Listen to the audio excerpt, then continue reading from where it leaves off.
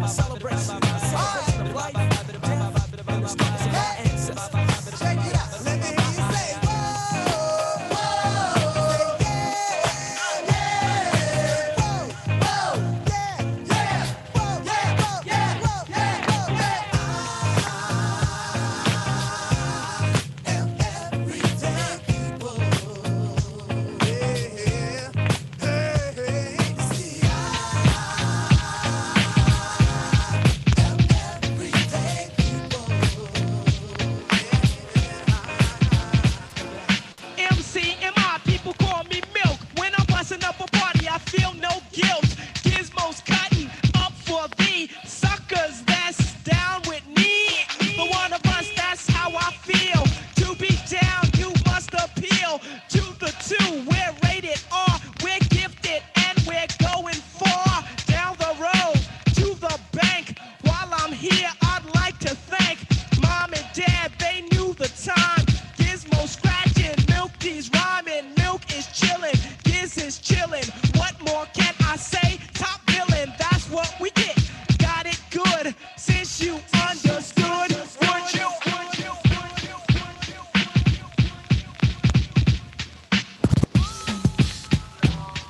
Kills Mania. Hey, hey, fresh off the runway, pair white nights. Phantom top drop on that I-95. Pink seersucker suit, who but I? On my way to party at Karoo and Y. Now I ain't gotta tell you that them boys pop bottles and mommy's looking like America's top model. She said your earring, look at that thing. That's even bigger than the rock on my ring. Now she got a man, plays for the Hawks. I'm like, come on, ma, you know me run New York. Jay's in the background, put you to bed. Says he got brains, so I'm looking ahead. And I'm looking for bread, I gotta eat on these streets. 17.5, about to holler at G's. I'm a real G, real G's do real things. And I can keep a secret, is the song that I sing. Yeah, I mean, won't tell if you don't want me to. Cause I got a thing for you. I do anything for you, girl, anything, baby. I won't tell. I'll never do that to you. Baby, you got it, and you got me. I got a thing for a material girl in a material world. Venus, Serena, my serial girls. What you know about having dinner on a jet? Make it back before the DJ's finished with his set. Now they call me the Birdman when them doors ajar. Ghost ride the whip like I'm from Oakland, y'all. It's the crack man and he ain't got a shot in the dark. The wrist is Jacob, earring Chappelle. With the child's, well, child's out. Noble the same thing. Bill so high, they throwing the champagne. I'm a real G, real G's do real things. And I can keep a secret, is the song that I sing. Yeah, I mean,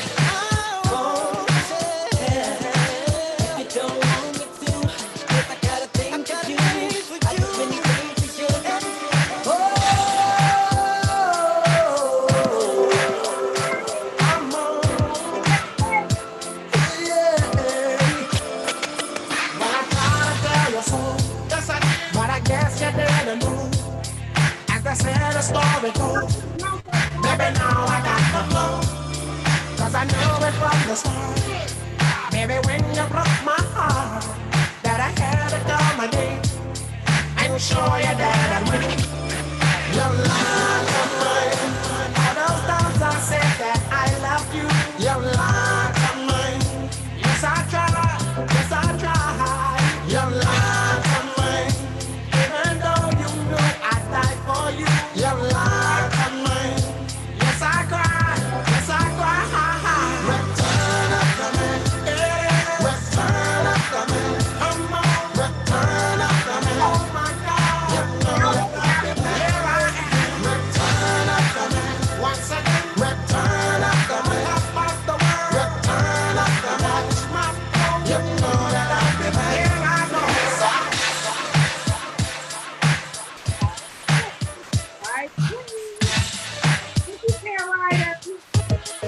Yo, crack the dawn,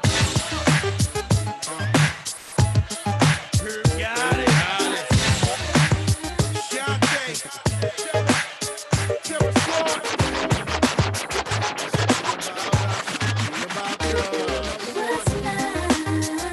Got to do it. Yeah.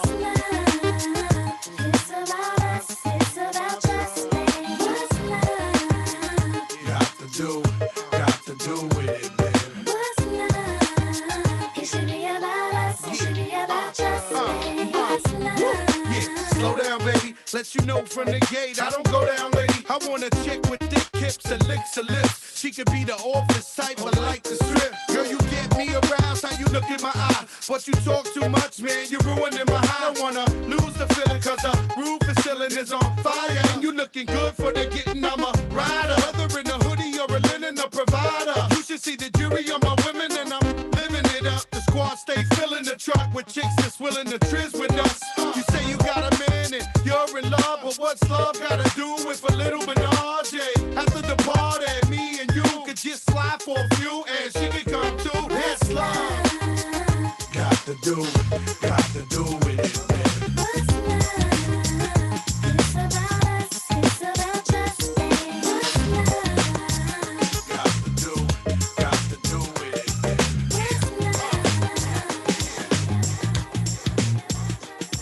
Was a Jezebel, this Brixton queen, living a life like a backstreet dream, telling the lies when the truth was clear. I think she knew what I wanted to hear, spinning around like a wheel on fire, walking on tightrope and love's highway. Fatal attraction is where I'm at, there's no escaping me. I just wanna be close to you and do all the things you want me to. I just wanna be close to you and show you the way I feel love when I'm lying in the midnight hour, holding you just like a dream. Love is never what it seems when you touch and you're holding me the way you do. Girl, you make my dreams come true. You make my dreams come true.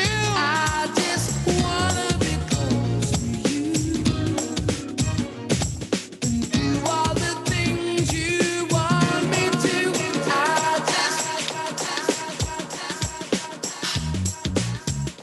Thank you, DJ Say. I appreciate you rocking out. Thank you for that. So I want to welcome you. I want to welcome everyone to Grown Folk Friday, the official kickoff. I am Vic Jagger from Magic 102.3 and 92.7 DJ in the mid-K. And I will be joined by Fat Joe today. He's our special guest to kick things off, so I cannot wait to talk to him. But first, got to take care of the sponsor, okay? Got to send love to FareRyder. FareRyder is launching the Fair Vote program to offer free and discounted rides to polling places in their fleet of Teslas, okay? Just download the app and use the code FAIRVOTE. FareRyder is spelled FaRyder. And as you know, this election is crucial. So make your vote count with Fair Vote. Presented by FareRyder. Ride green. All right, so I'm ready to get things started with Fat Joe, Grammy nominated host of the Joker Show. I actually have to talk to him about that too. Let's welcome Fat Joe to the room.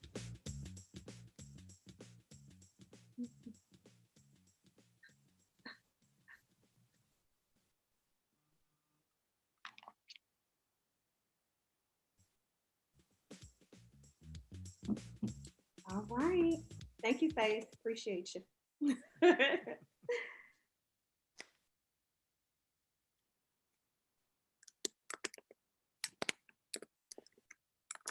All right.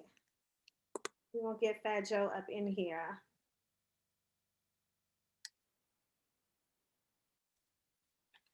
Thank y'all for tuning in.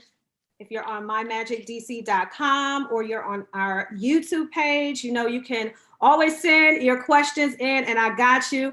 There he is. Hey, Joe. Your mic is muted. Let's see. Is my mic muted? Oh, there you go. How you doing? I'm good. How are you? I know it's grown and sexy, and I'm not dressed up grown and sexy, but you know what, Joe?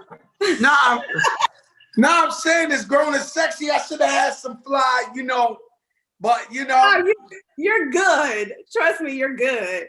Well, I want to welcome you to Grown Fridays. This is a kickoff, and I have been so excited all week, leading up to this. Of course, we're going to have our exclusive virtual meet and greet afterwards so that people can, get a little up close and personal with that Joe.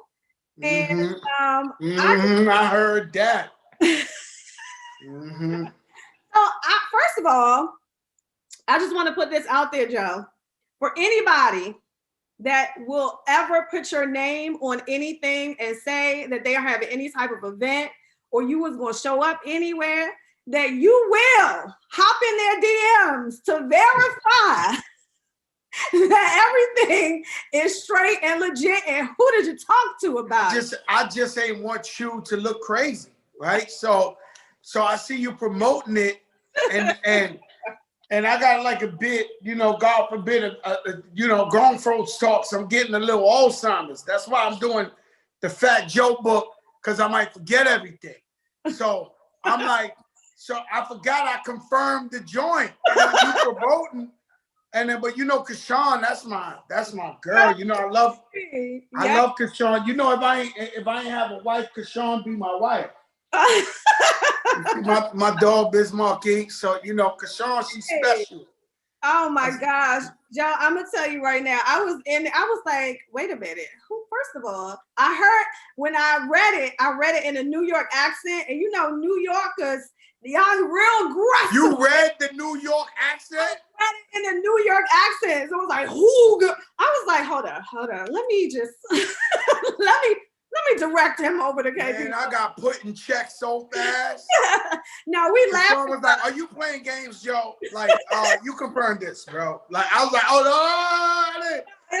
It's all good. We laughed about it, and I was like, "Okay, well, now he knows we're good." And for a grown folk convo today, I do a segment where I talk about different topics, and I have different questions. And so I just want to get your answer for the question of the day. So we were talking about Willow Smith, revealing that Jada Pinkett Smith, her mom, had been harder on her and, not so much on her brother Jaden. So they were talking about the double standards in parenting. And a lot of the listeners that called in said, yes, there is a double standard. I am harder on my daughter than I am on my son, or my mom was harder on me than she was on my brothers. So I want you to weigh in on that. I think I'm hard. Parenting isn't what I've learned, and I have some experience. Parenting is a job that you go and you learn as you go. Yeah. And there's no such thing as a perfect parent, because we can't all know what's going on, and all kids are different. I'm hard on everybody, but I definitely would be. My daughter's only 14. I would be harder on my daughter than anybody. Why? Because there's vultures, there's terrible guys like me out there that you need to keep your daughter away from. And I already know. So I'm like trying to and then I'm working so hard to leave all this money to my daughter. I don't want no guy to just swoop up behind, and once I'm gone, he living off the Fat Joe, and it's hard. Willow Smith, that's Will Smith and Jada Pinkett Smith's daughter. Right. Do you know the type of manipulation that would be flying through this little girl from some guy trying to, they trying to get in that family treasure? I just feel like it kind of, because I feel like across the board, it should be equal, because I'm hard on my son, but I'm a single mom too. So that's my only child, and he's 15. So I'm just like making sure you do your laundry, you do the dishes, you know how to do stuff. Because when I went to college, a lot of the guys did not know how to wash clothes. They did not know how to cook a meal. They didn't have a bank account. So it's a lot of things I'm hard on him for. That's me. I don't know how to cook, clean, do none of that. Joe! Yeah, I swear to God. The other day, my brother Rich caught me in there. I made some cauliflower pasta with some peas. Like, I don't know how to cook. My wife and my daughter, they out of town, and it result to that all. You know, I'm from the projects. Huh? That's what you ate. You fix yourself cauliflower pasta with peas and peas and a little olive oil and some garlic. Okay.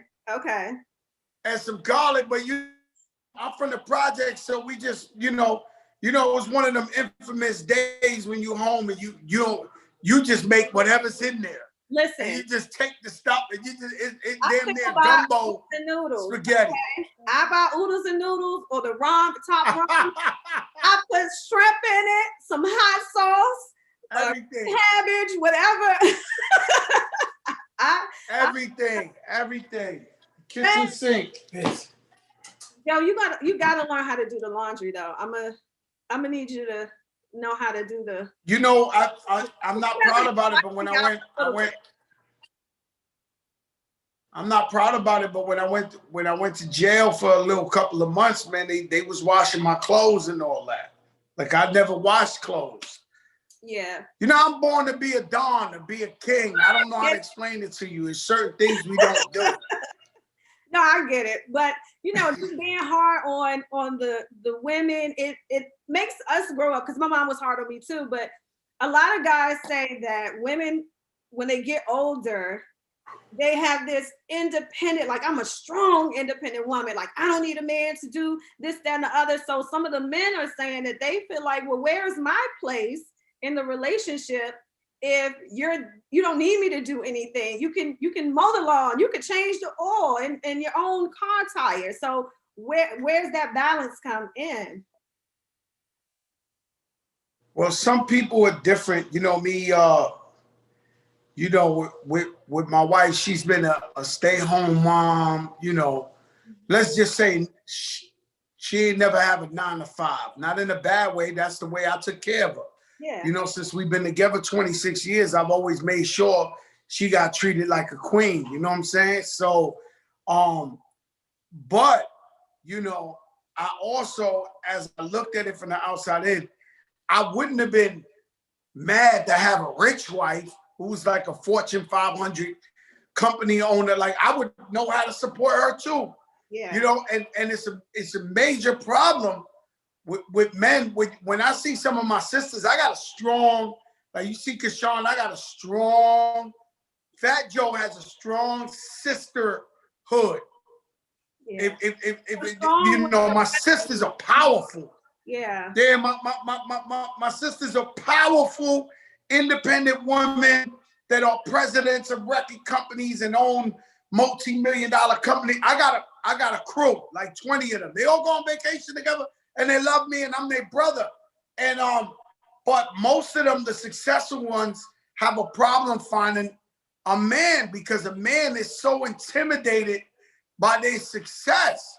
And if you left it up to me and they wasn't my sister, so I'm on their side. So any guy that comes, I'm their brother. It's not like, yo, what up, my man? But if it was one of my mans, I'd have been like, yo, bro, is you crazy? You better marry that girl so fast. She worth some M's. Is you nuts? But I can't cross the line because I'm with my sisters. Yeah. Does that make sense?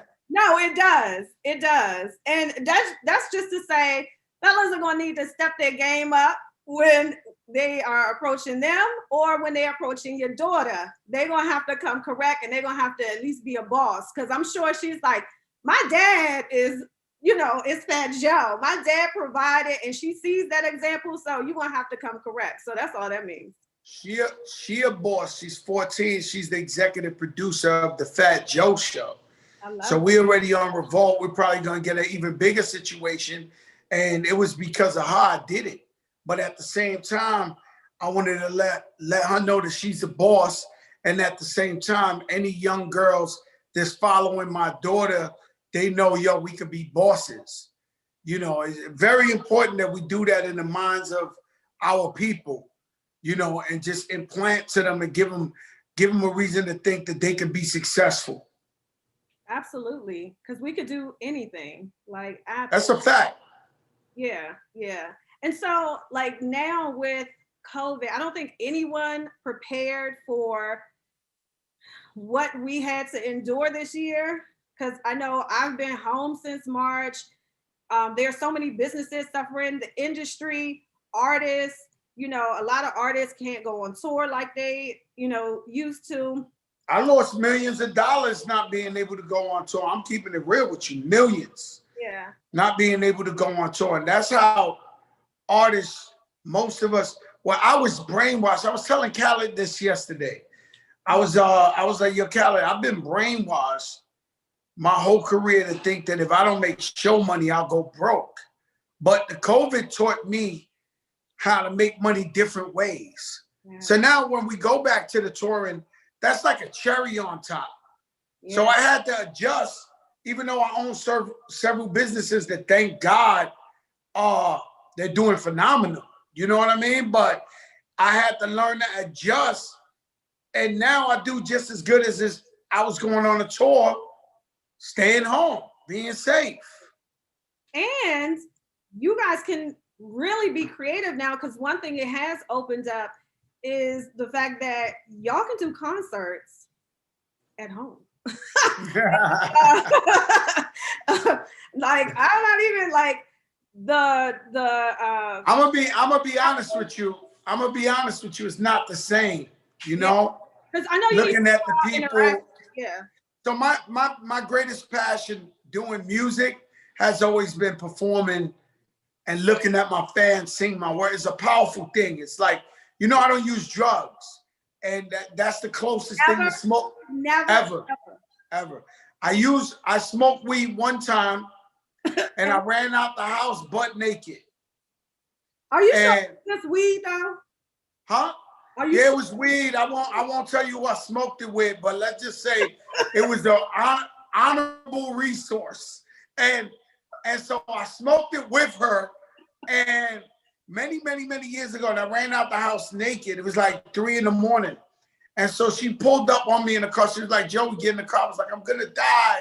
I gotta go to the hospital. I'm gonna die. And she was like, Joey, get in the car. I'll take you to the hospital. So she put me in the car. Yeah. She went around the block. We went back in the crib. I took like 7 showers. That was it for me. And it looked so good because I'm in hip hop.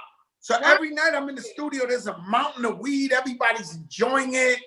And I'm just scared to death. I don't think nobody want to see Fat Joe running butt naked 2020 somewhere.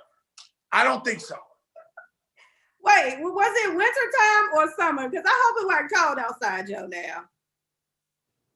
Really, I can't really. That's a great, because I've said the story 100 times, but that's a great question. I think it couldn't have been winter because I'd have frozen. It would have been part of the story, but that's a great question. It had to be like spring or summer, something like that. That's a great question. Wow. That's a great question. Wow. Like, that is wild. Yeah, it happened. Yeah, man. I'm not even going to tell a story about that, but oh, you had one of those? All I would say is, Joe, all I'm gonna say is when you and it involved a brownie. Okay? Ooh, that I didn't know. I think I had that too. I had one. I was hungry. And you know when you're hungry, and I was at an event, I was on press for an event, and it was like a festival, and I kept pinching it, and I was just like starving. So by the time I got in the Uber and I got home, it didn't hit me until I got home. Joe, I was like, high as hell. Hear my heartbeat. I had to like breathe. I had to talk myself through it. I'm gonna tell you what happened to me. Woke up and was still done. So yeah, I was like, no. I'm gonna tell you what happened. We were shooting a video, me and my sister Rem and French Montana, and so they get high. Like, but Remy hasn't got high because she was on parole. And good for her, since she's been off parole, she ain't even smoked one time. And she used to be a super piehead. But French get high. Yeah. So all of a sudden we shooting this video. This video is expensive. By the way, I paid for it out my pocket. There's no white guy behind door number 1.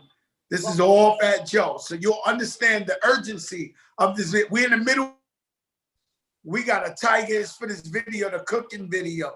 We got a tiger. The tiger's getting restless. He's from Remy Scene. She's supposed to perform with him right in front of her. All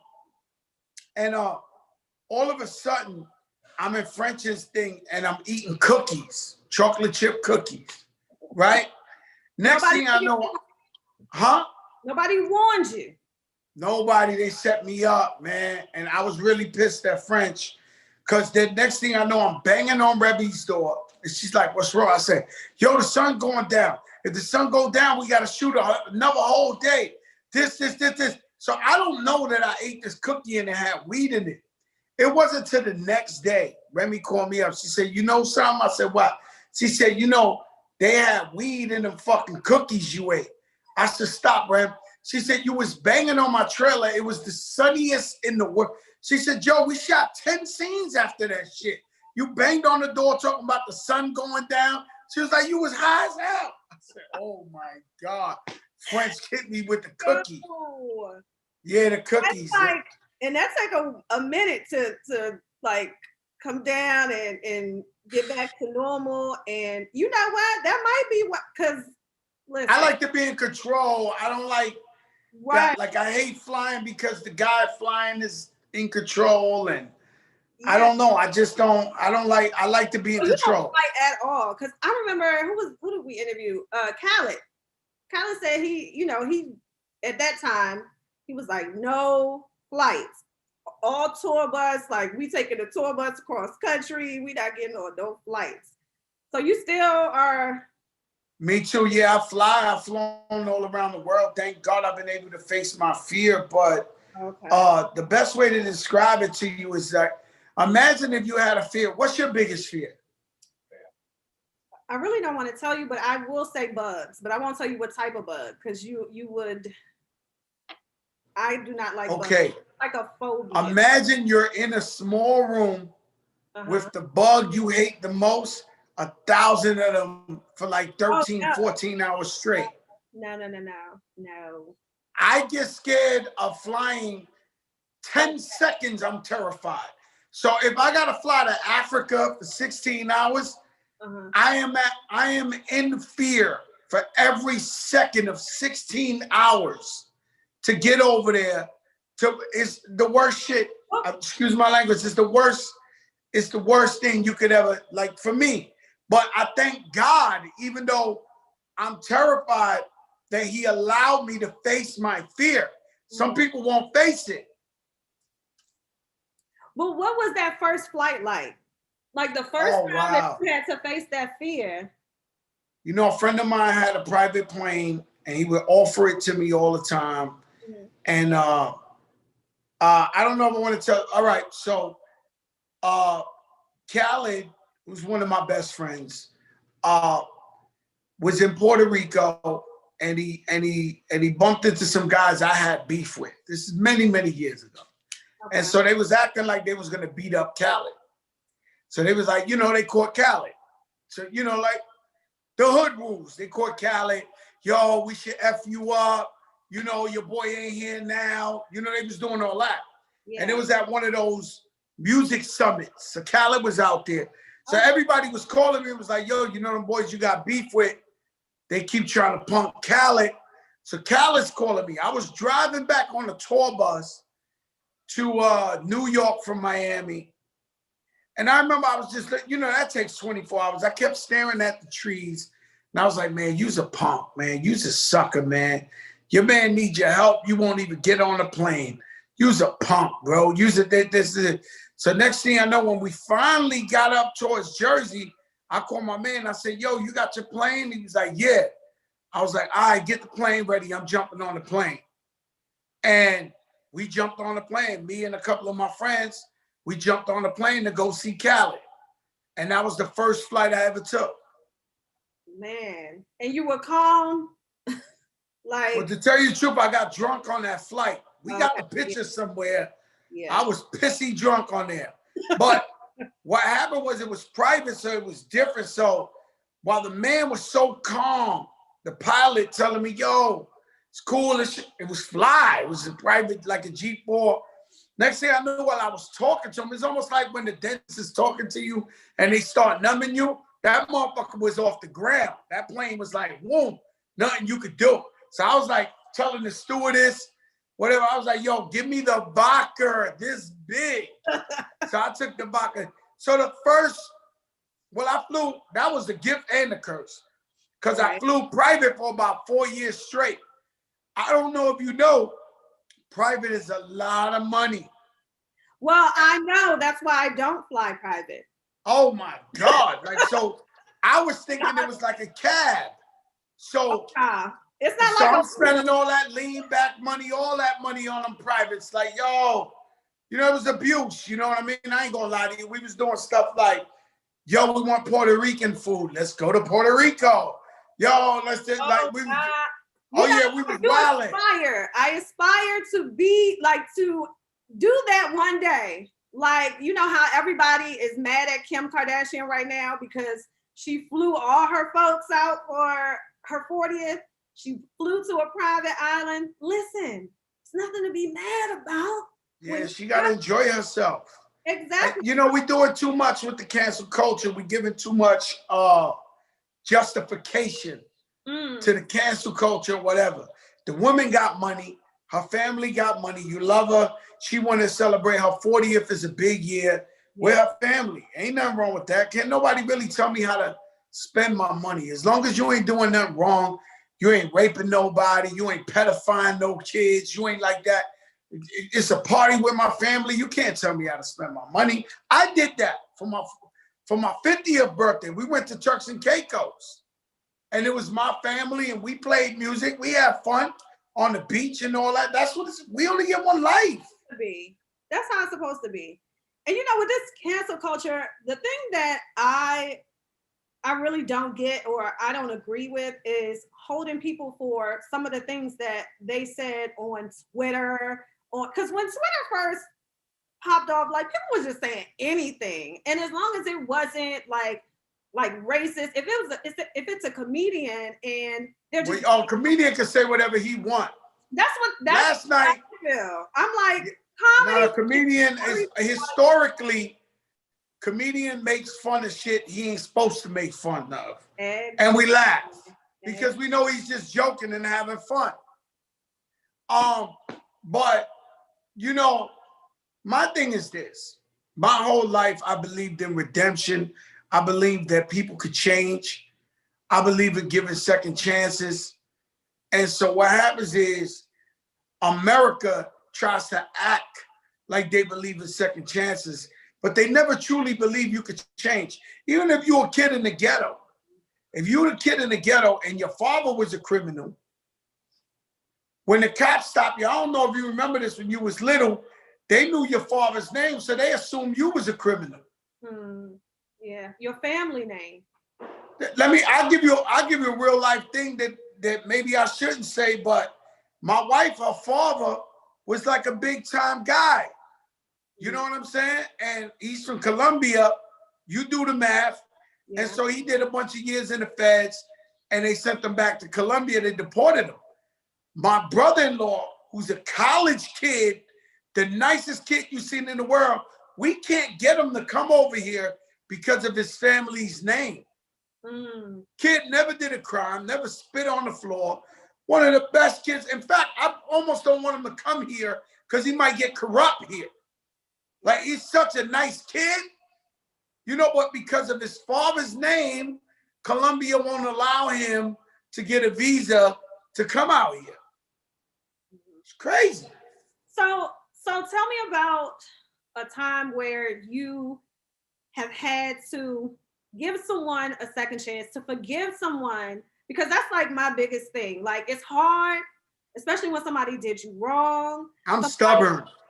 Yeah. I'm stubborn. And you have publicly had feuds with people, or with other artists, with you know, it's been through getting older, getting wiser. I've been stubborn. Like, I beat through 50 Cent for 7 years. Right. You know, I had beef with Jay-Z. I had beef with all of them, the biggest ones I went to war with. And I just, one day I realized, I said, yo, you know what, man? I mean, It's about what? We never did violence to nobody and nothing like that. What's this all about? Word. And so I try to forgive. Now there's certain people I can't forgive, no matter what. And so if there's no violence involved or nothing like that, certain people I can't forgive, especially people, I'm a real loyal person, right? And I go above and beyond for my people, above and beyond. So when I do something from the heart to change your life or give you something or give you an opportunity for you to get rich or, you know, I just don't want to elaborate, but there's been some people really hurt me. And the problem is with me is that I could tell you countless of people that have been in my position that never helped nobody. People we look up to. And then when I look at me, I've always, in turn, I've been loyal to something called the hip hop culture. And so, and into music in general. Doesn't need to be hip hop. It can be R&B, it can be salsa, whatever. But if I met you walking down the street and you sang to me and you sounded better than Whitney Houston, but you told me, Joe, I'm not going to sign to you. I'm not going to do no business with you.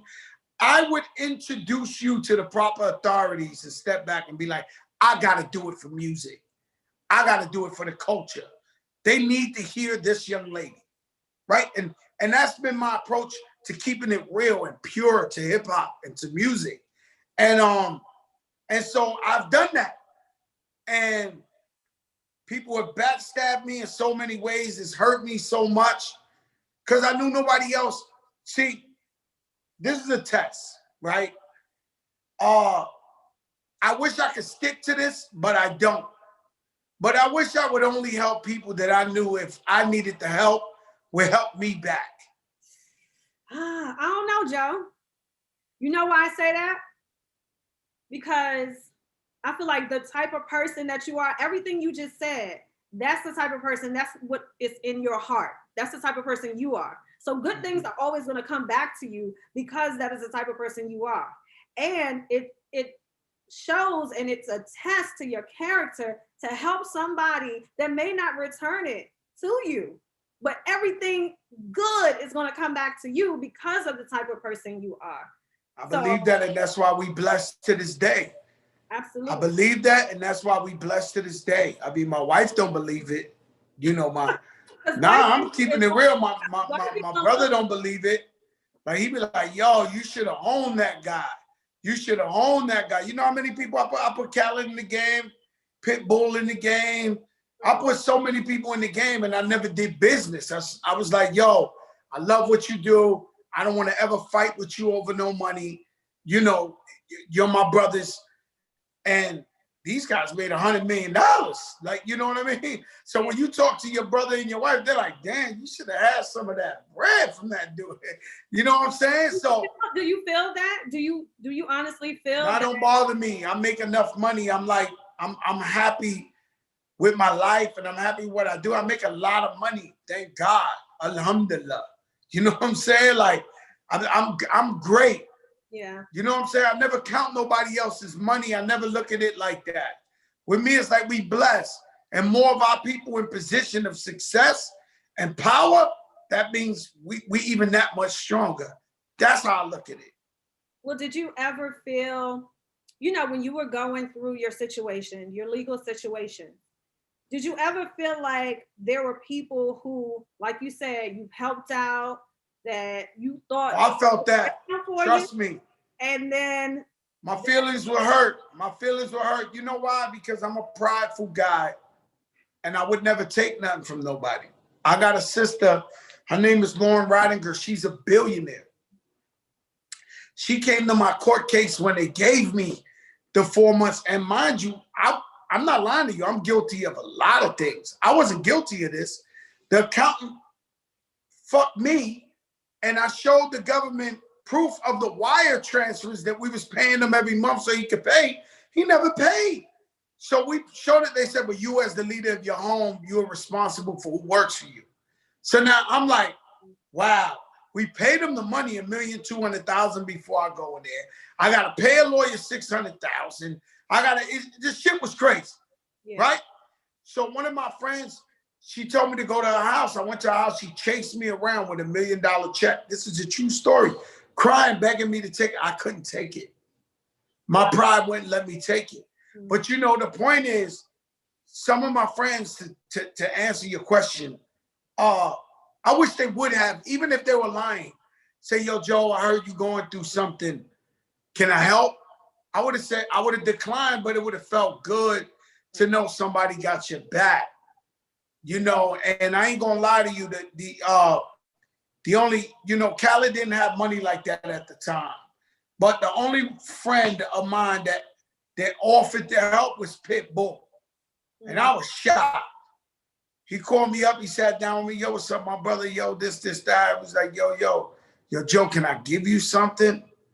I'm like, yo, what you saying? He was like, nah, man, couple of $100,000, whatever you need, I'll give it to you. I was like, nah, B, like, I'm good, but it felt so good walking away, like, wow, there's a real one out here. What about your crew? Like, you had the whole like terror squad, and then I'm sure there was another like circle of friends that. But you know what? When you know, Joe is the boss. Right. Yeah. And we talking about I paid millions and millions of dollars. So before the shit appeared, I was a millionaire, multi-millionaire. Right. So everybody was leaning on me. Okay. And I think a big mistake we always make is that we be the fall guy, the guy they can all lean on. And then our friends, they love us because they love us, but they can't help us. Right. You can't help a Fat Joe Bill. A Fat Joe Bill, I tell you right now, I pay about 60, 70,000, not to mention businesses, every month in bills just to wake up. That's not buying a Diet Pepsi. That's just waking up. Paying mortgage, my mother's mortgage, my this, my that, the cars, the kids, school, you know, that's real shit. So if I got a best friend who makes $2,000 a month, he can't even buy me a croissant. I got you. And so so after you went through all of that and, you know, you got your groove back. You know, you're starting businesses and you're still going to the studio. You still feel that urge. You still love the game. You still love hip hop. What direction did you feel like you wanted to take? Like, did you want to start building back on the music, or did you feel like you had to start stacking a foundation so that we love music, right? Yeah. You're really extremely good at this, right? We love music. Music is our heart, our soul, our passion, right? But in the world of business, music is a coffee table, a conversation piece. It gets you in the doors that you wouldn't get into. So Jay-Z, because he's the hottest, his wife is Beyonce, they with Oprah Winfrey. And then they meet other billionaires that seem to love them, that they could do business with and get caked up. Puff Daddy the same. So the music got Puff Daddy Sean John clothing that he sold for $300,000. Got him the liquor.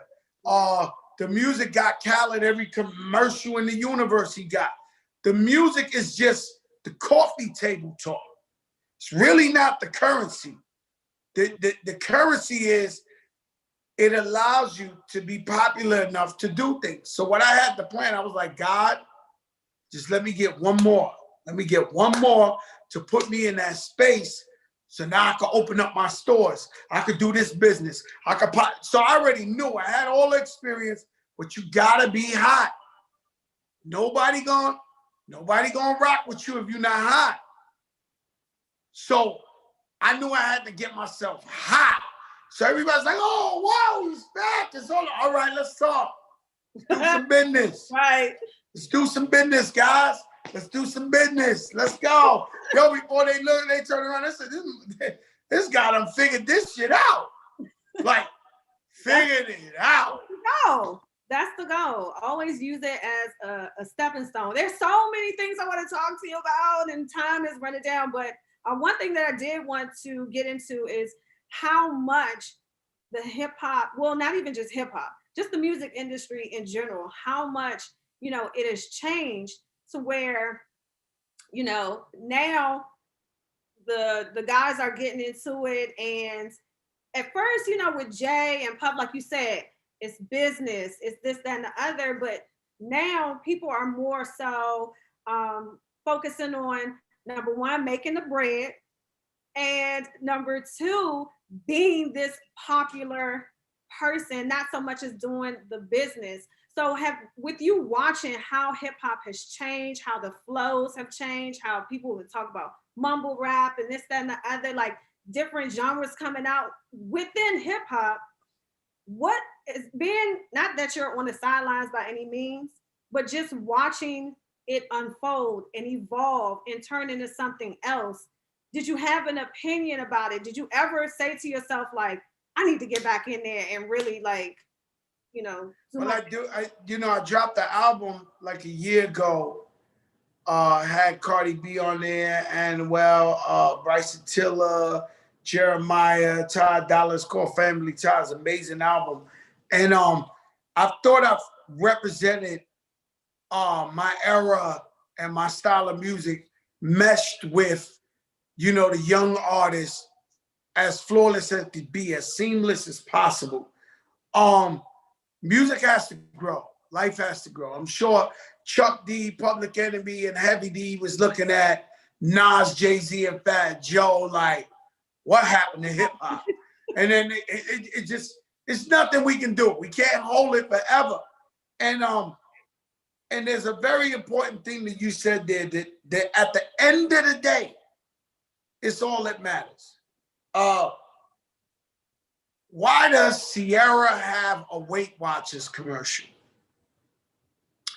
And I get it. She just had a baby. Maybe she got a little baby fat. But we all know Sierra, one of them girls with them snapbacks. She's not a Weight Watchers, but she's famous. And her husband is famous. Okay. So everything nowadays, why is the Kardashian girl sells $1 billion in makeup? Because she's famous. Mm-hmm. And now it's not about, and I'm not taking nothing to discredit nobody, because everybody's talented in their own way. But now it's based on fame and popularity. It's not based on, and I'm not taking nothing away from these girls or nothing like that. It's based on how famous you are, what's your following, what's your this. Those are the guys and girls who get everything. Because people don't know no better. Going with that, I was hoping that you brought in the social media aspect, because social media has changed the game for so many artists.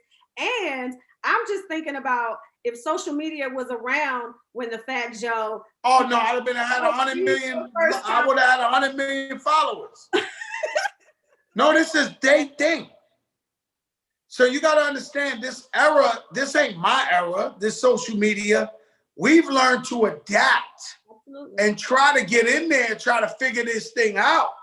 But this is they shit. My daughters, all these kids, this is they stuff. So when you see a young artist have one song and have 12 million followers, it's not that he's better than LL Cool J. He's not bigger than Lauryn Hill. It's just, it's his time. What they do? Little Wopty Wop got the new hot song. Oh, we got to follow him. I know the dance. And now it's 12 million followers overnight. It ain't that they're better than nobody or whatever. This is their thing. So now when you got a guy who's older like me, I got to finesse the system and stay current and figure out, all right, where I get mine off at. Because whatever it does, wherever the world goes until the day I leave Earth, I'm adopted to whatever's going on. That's my point. So, you know, I'm gonna be honest with you, make a bold prediction. If I'm on this earth 70 years old, I'll still be walking on a red carpet somewhere looking fly as hell on a movie that just came out. I'm gonna stay relevant. My life in here is to entertain the people and stay in your face. And that's why I love your show, one of the drops now that we play is your reaction to Busta saying that he would bust T.I.'s ass. I'm like, oh, I caught the blow for T.I. I'm like, I didn't know it was coming. I wasn't ready. Like I said, you really found your lane with this. Did you expect it to be that way? You know, it's always been. I'm gonna tell you the truth, okay. Right? I never told nobody the truth, but I think you deserve it because this is grown talk, and it's you've been asking all the right questions. I turned down 2 TV shows. I don't want to say the channels for good money. Now that I know what it was worth, it was good money. Where they were telling me, yo, we want to do a Fat Joe show. One of them was Vice TV, right? Another one was another big, and they wanted me to do what I'm doing on Instagram. COVID hit. So I went on Instagram and I said, you know what? Let me do the Fat Joe show on Instagram while we on this COVID, and I'm gonna just show everybody what I could do. Yeah. And you know, it's always been no secret. You know, guys like Pharrell would call me to the studio, sit down in his yoga stance and ask me gangster questions. Yeah. And Kanye West, the same thing. Kanye West would be like, please, Joe, tell me a story. Tell me a story.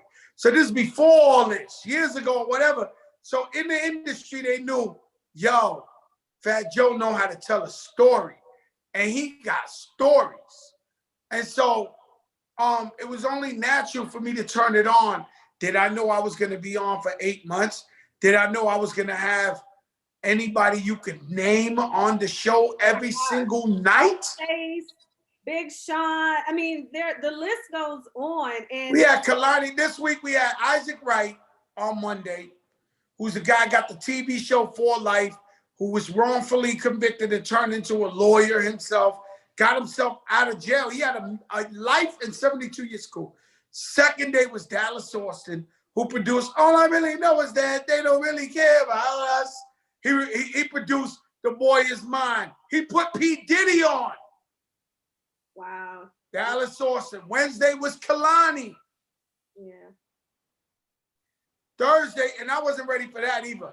Thursday, you know, Kalani, she too sexy talking. You know, I'm past that talk.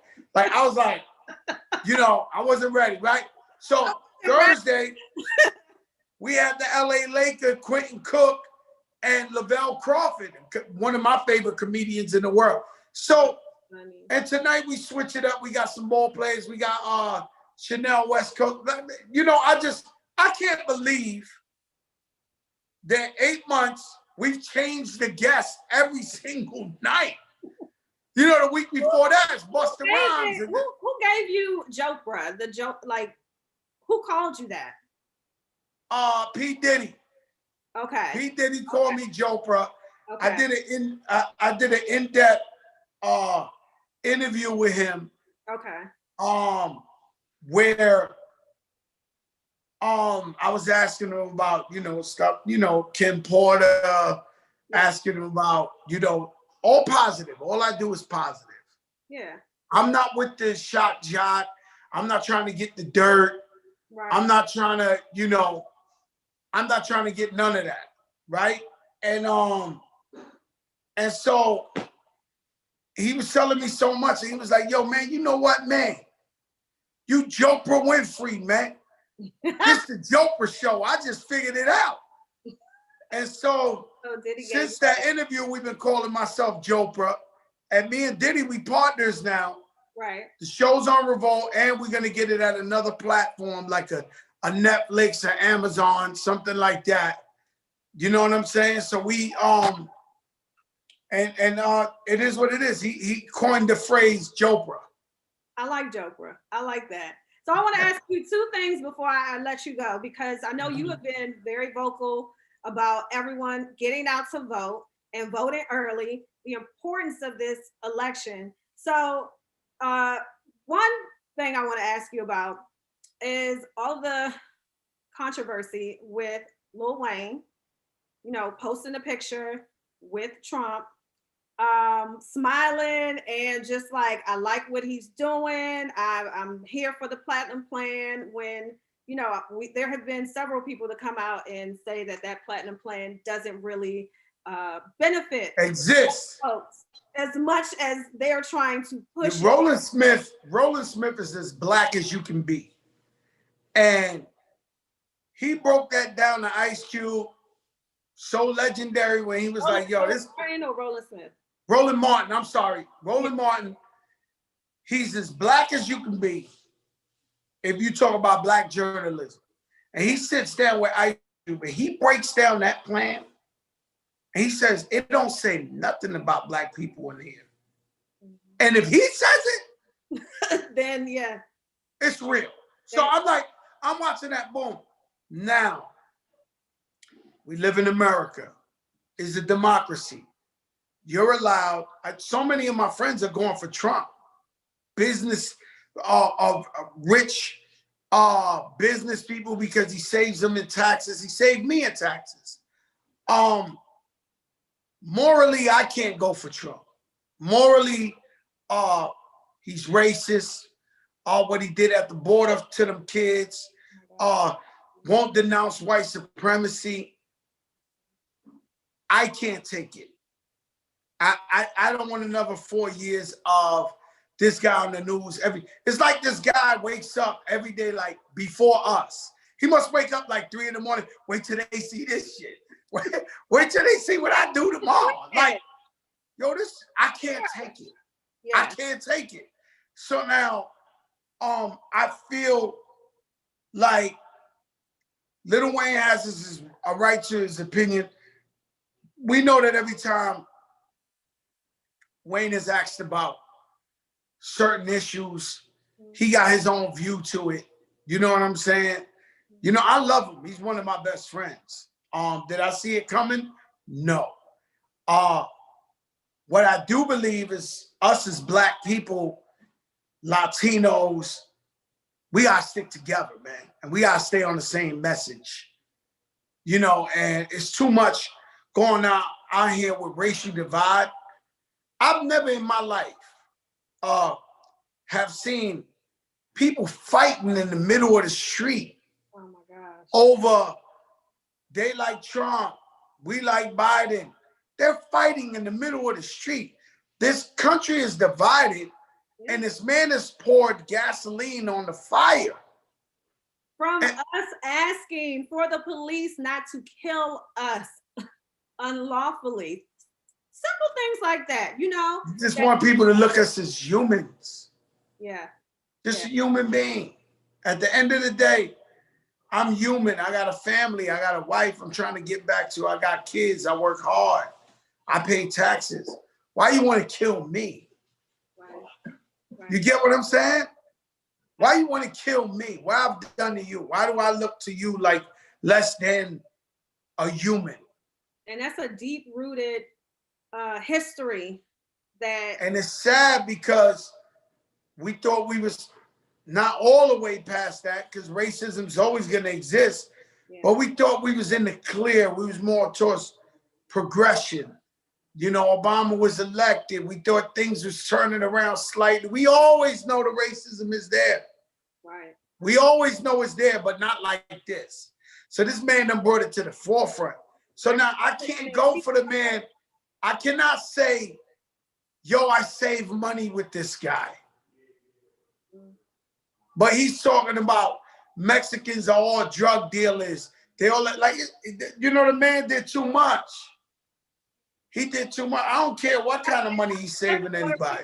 Too, because the way that, he did Puerto Rico and yeah. So I ain't even put that in there. He went over there and threw him tissue and never gave him no money to help him or nothing. Right. Man, foul all the way around. So why should we trust him now? So imagine even if we take him, the first speech he said was Mexicans are rapists and drug dealers and this and that. There's 500 something kids. They still don't know where their parents are. 74. And he's like, yo, we took care, we taking care of them. What you mean you taking care of them? Didn't you grow up with your mother and father? These kids want to grow up with their family, right?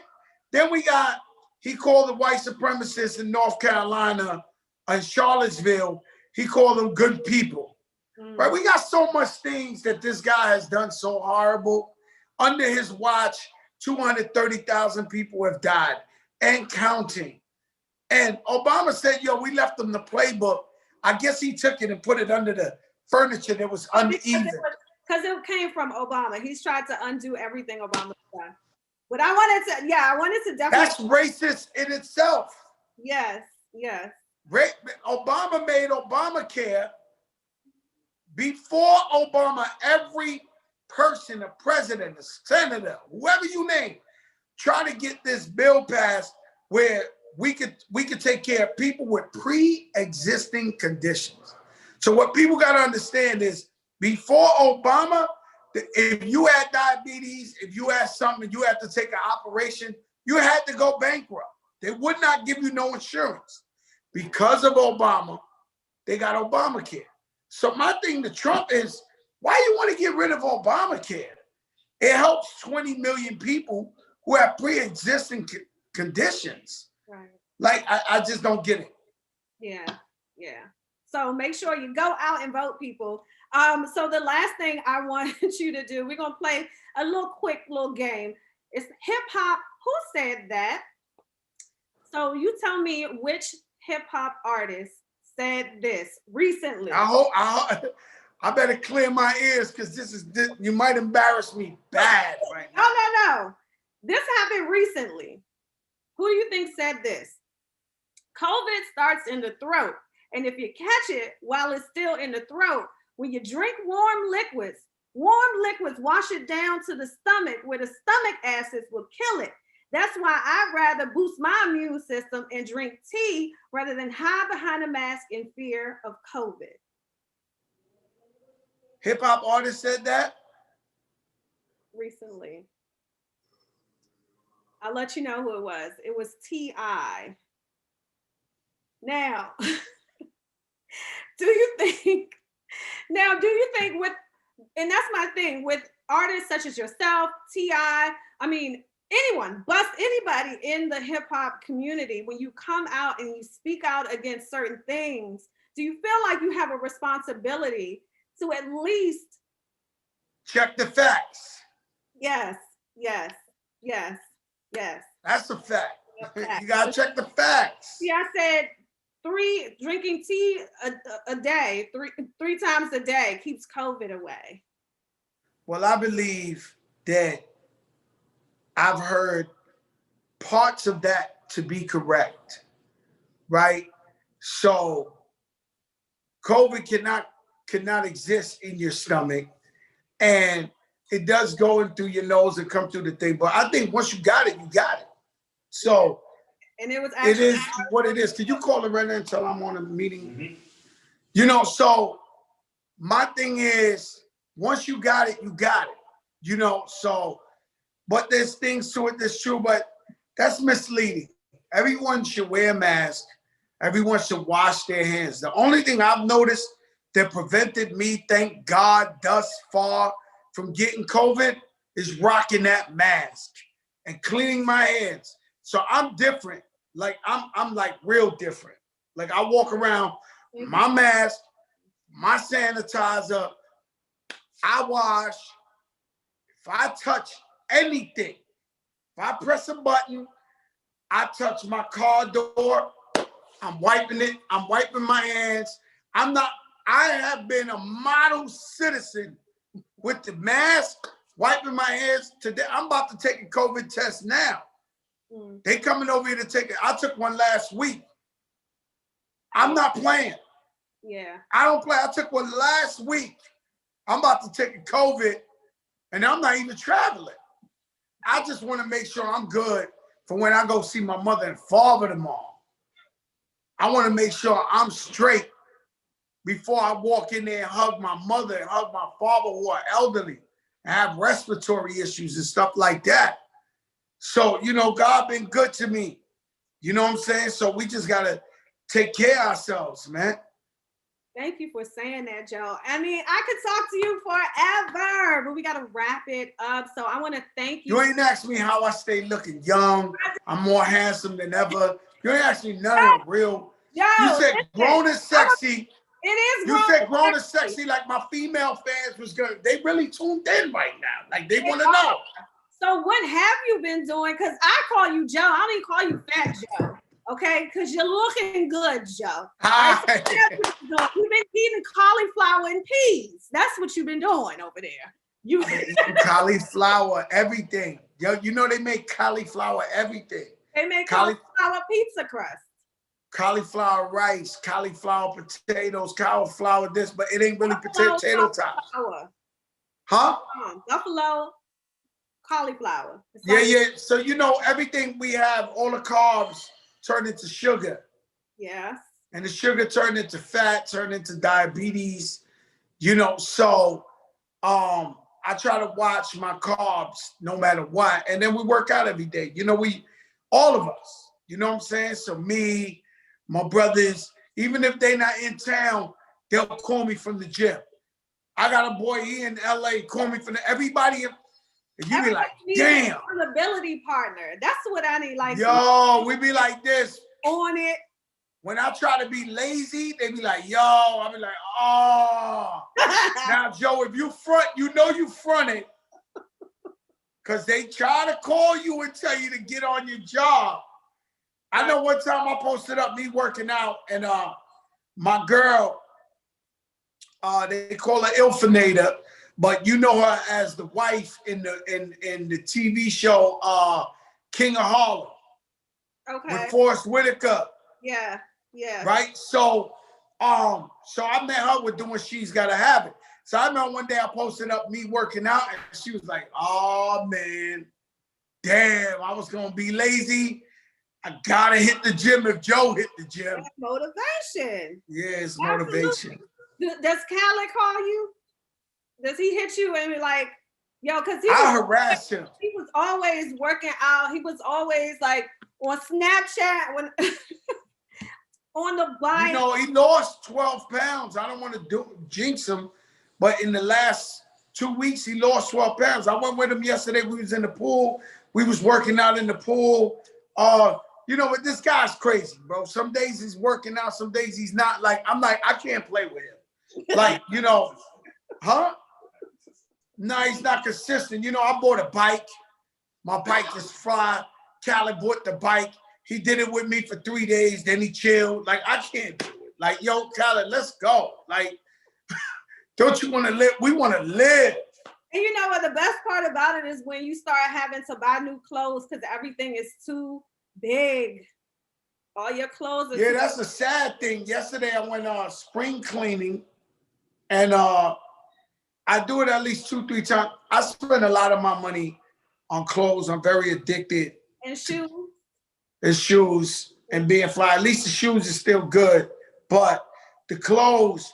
So yesterday, I guess I was bored and I went in the closet and started pulling everything out. And my girl Patricia, she takes it to her church. So we do it about 2-3 times a year. And I was just throwing, and I mean, I'm talking about Gucci shit, Louis stuff, all type of, you know, somebody's gonna be fly. Somebody's getting fly. So I give it to her, but I threw on a couple of my Balenciaga shirt stuff I paid big money on, and it was so big on me. I was like, no, like I know I want to lose weight, but yo, I spent too much bread on this. Like, so I think I'm gonna have to pick out the best things and have a seamstress or something come and make it smaller. Okay, so tell me your cheat meal. What's the thing that you know you're not supposed to really have, but you treat yourself every now and again? You know, I'm sugar-free everything. So my thing is, I'm a sugar-free Joe. So, you know, my if I wasn't a sugar-free Joe, I'd be really slim where you see my cheekbones. So I eat everything sugar-free. So if I want something sweet, I have some sugar-free cookies or with some sugar-free ice cream, thinking that, you know, I'm doing the right thing. But that's the problem. If I got rid of that, you'll be good. I'd be too good. Because I'm good now. I went to see the doctor last week. He called me a stud. You know what I'm saying? I'm good. Yeah. But like you see, the Diet Pepsi, Yeah. I'm a sugar freer. But my thing is, if I eliminated that, I'll be out of here, like on another level. Everybody's gonna be like, let's go, Joe. They're gonna be hitting you on social media, like, you in the gym? What we doing today? You working No, but out? I work out every day though. No BS. If I would take you to my room upstairs, right out the bed. Mm-hmm. One step, I bump into the elliptical. I do not play with these people. If it's raining outside, I'm on the elliptical. If it's sunny, I'm riding my bike. I'm getting it in. Like it's a matter of I want to live. Right. And so what are the plans moving forward? Because I know now most people are thinking about 2021, everything they have lined up. So I know this is giving you, not only do you have your own show, but I know this is giving you time to really put that blueprint together for what I'm gonna be honest with you. You ready for it? I'm ready. And I respect you because this is a very beautiful interview, a talented interview. I think I'm the best in journalism. I think I'm better than everybody. I'm telling you the truth. I think I'm the best at everything. No, I think I'm the best. I'm talking about David Letterman, all of them. I think I'm the I ain't gonna say Michael Jordan, Serena Williams, okay? My dude, the Serena Williams of this thing. You see what I'm saying? So I'm like, when I do this, I feel like I'm gonna be as big as Oprah Winfrey doing journalism. Yeah. I think I'm gonna be bigger than David Letterman. I feel like I am Arsenio Hall / Walter Cronkite of this era. And the thing that makes me different is if you look at our friends and our peers in the game, you know, they just doing rappers or whatever. I do politicians. I do Dr. Fauci. I do domestic violence. I do triumph stories of people who were selling drug kingpins, went to jail, changed their life, came back. They did. Like, I'll touch everything that affects the community. Right. Everything. Yeah. Everything that affects the community. That's what I do. And I think we need that because even when I did music, when I made Make It Rain, I really wasn't going to the strip clubs, but I made it for my people who went to the strip clubs. Right. So when I do my journalism, so when I interview Dr. Fauci, Fat Joe ain't going to no strip clubs, but I got to ask the man, yo, when can people go back in the strip clubs, Dr. Fauci? They asking. So I speak for my village. Dr. Fauci. And I know people like, yo, Fat Joe a fool for asking them that. I got to ask. No, that's real. I interview, I don't know if you know him, Miss Lawrence from the ATL. Yes. I had my gay pride day. For some reason, in the hip hop community, although we got brothers and sisters that's gay, we seem to not want to talk about it. Yeah. So you got Big Bad Fat Joe talking about it. Yeah. And I'm with Mrs. Lawrence, and I'm like, I'm not trying to offend nobody. I don't know what that means. Could you tell me so I won't offend again? I can respect that because I feel the same way. You know, if there's a line, like you're not trying to be disrespectful. You don't mean to offend anyone, but when you're trying to figure things out or you ask certain questions, you know, you don't want anyone in the LGBTQ community to take it the wrong way because you're just trying to get an answer. And some people don't know how to ask that. So that's where you step in. You know, you ask. I just tell them the straight up truth. I'm raw with it. I'm like, yo, I don't know. Right. I don't know. Can you answer this for me? So that way I don't make this mistake again. Right. And then he break it down to me. I mean, like, I talk to everybody, man. You know, so the whole thing about that. We'll get more. We'll get more of Jopra. We'll get. Yeah, that's what you're gonna get. Live shows, hopefully. Live, like with an audience when it's time. Live shows. We're gonna get live shows when it opens up. I'm working on my book now, the Fat Joe book. I've never worked on a book before. I'm working on it. It's amazing. We're talking about TV series based on my life from before rapping to rap. You know what I mean? We're talking about Hollywood. I sold the movie to Hollywood. Warner Brothers. It's called Kato, King Kato. You know, so I'm branching out more into like the movies and TV and stuff like that. I love that. I love that, Joe. Well, you know, we got to wrap it up, okay? Now, they want to be like, listen. And like I said, I could talk to you all. Hey, listen. I want to go all the way back. Like, we got to do this again because I want to go all the way back to. Let's do it again. You got that. You earned all that. You earned part 2. You earned part 2. Don't worry about it.